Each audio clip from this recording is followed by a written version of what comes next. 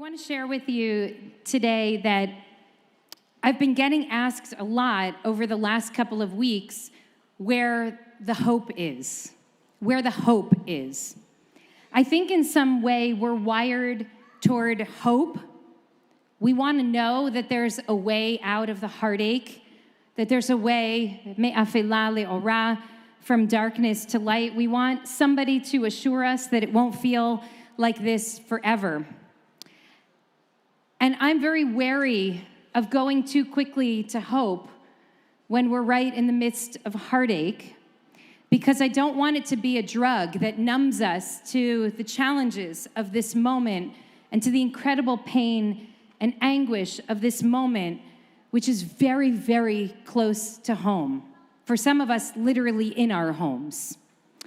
And yet, this past week, I was invited through the Jewish Funders Network by Tzivia Schwartz-Getzik to introduce a panel of family members of captives. These folks flew in from Israel, and one of them actually lives here in LA. And they spoke about their loved ones and their stories of what happened on October 7th. And one of the family members, whose entire family, all of her cousins in Israel, were either murdered or taken captive on October 7th, declared that she had an unadulterated, unapologetic hope that her family that remained in captivity would make it home alive. And I take that to heart, and I feel that it is part of our spiritual work to continue to search for hope, even amidst the incredible pain and heartache we hold. So I've been holding this question close, navigating these days. And to try to answer the question of where I find hope, I turn, as always, to this week's Torah portion. Last week, we read the story of the Akedah, the binding of Isaac. This was a moment of profound trauma that upended our founding family. A father is commanded by God to take his son up a mountain and offer him as a child sacrifice.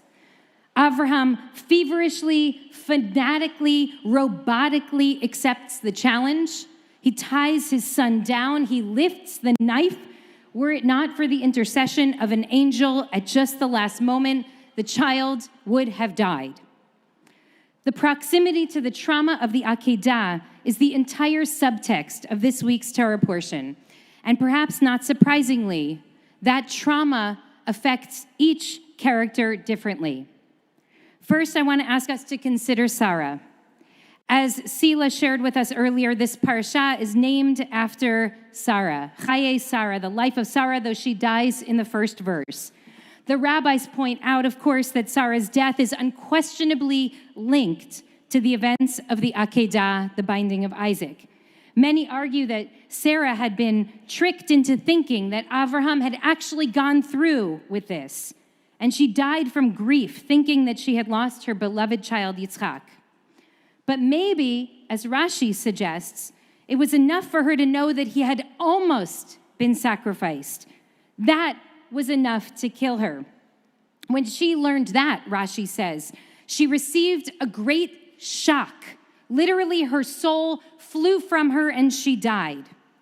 As Dr. Erin Lieb-Smokler points out in the introduction to her book, Torah in a Time of Plague, Sarah did not have to believe that Yitzhak had been killed in order to lose her will to live. It was enough to confront the terrible vulnerability that comes with knowing that she or her loved one was that close to death. This is what the brilliant Aviva Zornberg describes as a kind of shock to the system, a kind of dizziness, even nausea. She calls it theological vertigo, a loss of orientation. It's enough to set everything awry. And for Sarah, it does something radical to her sense of order and coherence in the world. Sarah is completely destabilized by this trauma. She is unable to live in an upside-down world. I know that some of us have felt that way this past month. I know that in some of the darker hours, I myself have felt that way this past month. For Sarah, the feeling is unbearable. She doesn't have the support of community where she can show up every week to people who will share in her grief, hug her, and tell her, I see you. She doesn't have a place to catch her breath, so she loses her will to live and she dies from grief. Avraham, on the other hand, responds to the trauma with a great sense of urgency. After burying his wife, he turns to the future with a kind of uncontained ferocity. Live, invest in the future. He sends his servant Eliezer to go find Yitzhak a wife, as if to say, everything almost ended. We have to continue the line. No therapy, no behavioral changes, no reflection or remorse or reconsideration, no pause. In fact, later in the Parsha, Avraham actually goes on to remarry Hagar. Now she's called Keturah. And they have many more children together, but Avraham just repeats exactly the same patterns of his earlier life, the patterns that essentially broke his family years before. He lives and he dies the same as he ever was. I can't go on, says Sarah. I'll go on, says Avraham. It's Yitzhak, Isaac, Sarah and Avraham's son, who insists on a third way. The first time he appears in the narrative since being bound up on that altar, Yitzhak comes to meet his soon-to-be wife, Rivka. The text says the following: Yitzhak had just come back from the vicinity of Be'er Lachai Ro'i, where he had settled in the region of the Negev. What is this Be'er Lachai Ro'i? What is Isaac doing there in the immediate aftermath of the most traumatic episode in his life? And why does the Torah think that that detail is important enough to share with us? Well, we don't know a lot about Be'er Lachai Ro'i. We know that it's far away from Beersheba, where Avraham lived, and it's far away from Hebron, where Sarah lived. It's far away from anything that Yitzhak has ever known. So what is this place, and why is our ancestor Yitzhak there? Because everyone responds to trauma differently. Sarah dies from grief. Avraham powers through. We will survive. And Yitzhak chooses another way. There he was on top of that mountain, lying beneath the sword's edge. It is in that moment that he sees the story of his life with a glaring moral clarity. Life is precious and precarious. He must do everything in his power to live with whatever time he has left. His life is saved, and he knows right away what he must do. So as soon as he is unbound, while his father busies himself with the ram, stay the course, Avraham, stay the course, Yitzhak runs down the mountain alone. And he treks all the way to Be'er Lachai Ro'i, where his brother Yishmael and Hagar, his estranged family, live. He goes and he stays there with them for many years. We don't really know exactly what transpired in those years. When Yitzhak showed up, broken and traumatized and trembling and awake, we don't know how he and his brother Yishmael found their way to one another, how they opened their hearts to each other, both of them having experienced profound suffering and injustice and pain, but they did. I've always thought that they spend years together talking into the night as brothers do, telling the truth about the heartache that they had experienced, how they were hurt, and maybe how they hurt also. It was there in the place of their shared pain that they drew spaciousness out of narrowness, that they learned to embrace one another, that they began to heal. Both of the men are forever changed by the experience of this post-traumatic reconciliation. Years later, near the end of our Parsha, both Yitzhak and Yishmael have built families of their own, and when their father dies, they stand together as brothers, placing earth over his body and laying him to rest with love. Each of these ancestors demonstrates for us a different way that we can respond to trauma.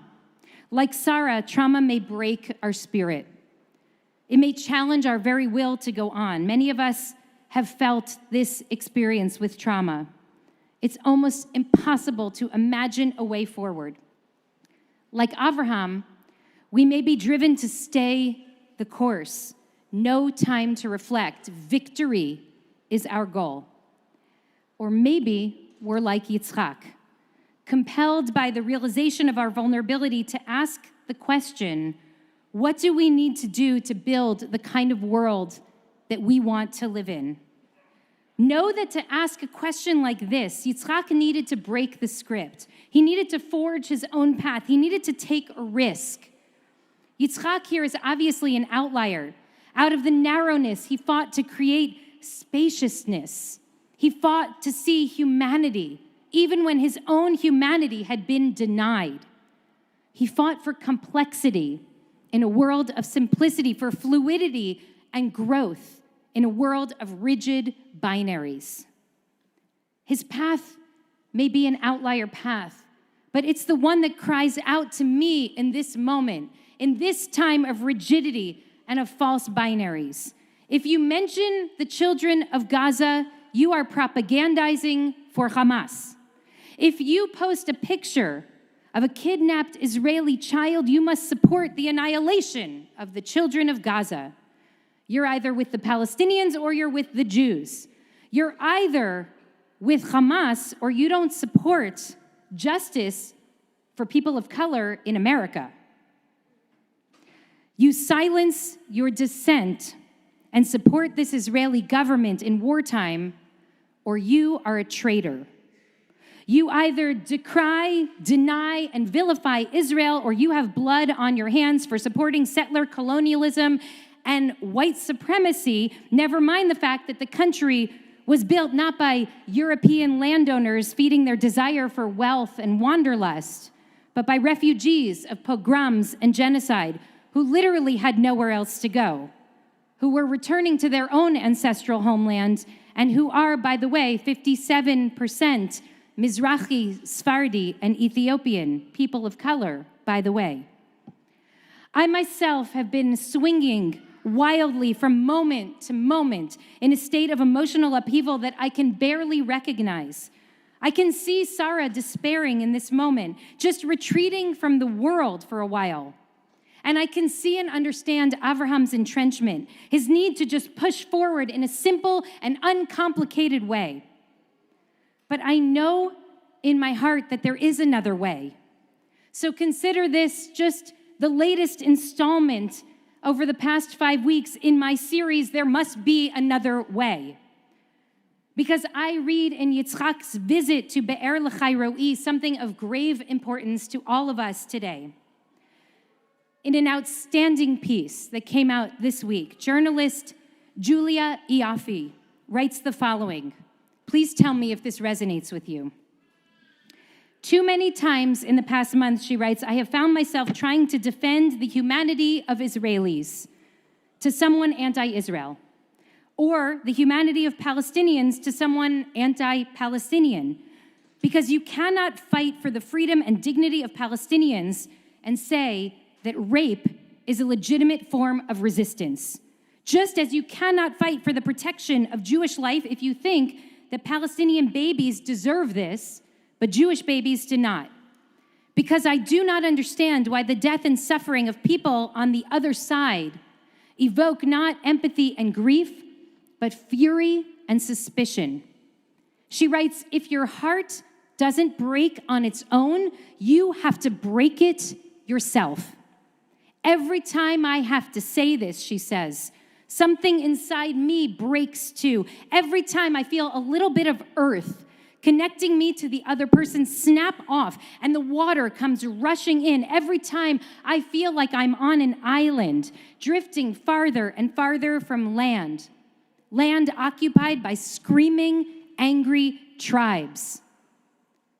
It's lonely here, she writes, on this island. As I read these words, I wept. I wept because I know that island, because I'm on that island too. This island of loneliness, surrounded by uninterrogated truths and false binaries and certainties. But in the midst of that good, ugly cry, I had the most wonderful realization. If Julia Iafi and I are on the same island, then we're not alone after all.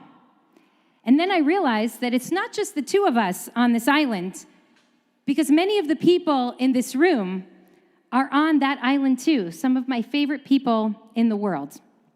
And many of our friends and our colleagues around the country and around the world are also on that island. This island, our island, is rooted in the premise that all people are created in God's own image, that we have a special connection and obligation to our family, our Jewish family.